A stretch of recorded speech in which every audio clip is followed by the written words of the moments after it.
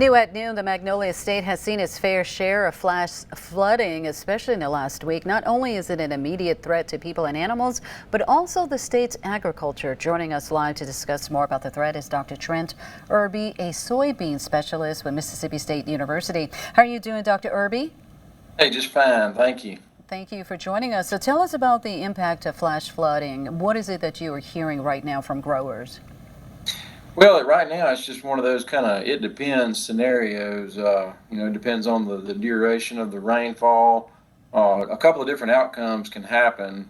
We can have severe flooding, which can be catastrophic to the crop. It just depends on how long that crop stays under the water. And then we can also have a secondary problem with seed quality from the prolonged rain periods, even if it wasn't a flooding type scenario. Now, when it comes to farmers, you mentioned that you were getting phone calls of concern. Tell us about some of those discussions. Right now, the main concern is the quality of the seed. So we have a variety of growth stages of the crop at this time of year, but we have a lot of our acres that are approaching maturity in time for harvest. The situation when we have this much rainfall and cloudy conditions is we get seed sprouting sometimes within the pod.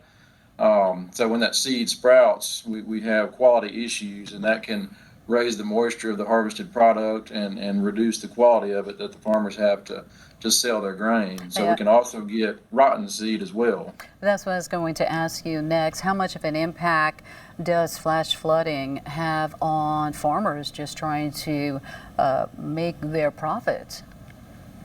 Well, it can be very catastrophic to their bottom line, both from the marketed crop itself, from all the damage that they would have ruined there, but also from the field conditions. As you can imagine, flooded conditions in the field and getting our heavy machinery in there to be able to facilitate the harvest would be problematic, and we would have a lot of expenses to come back and fix those fields after the fact as well.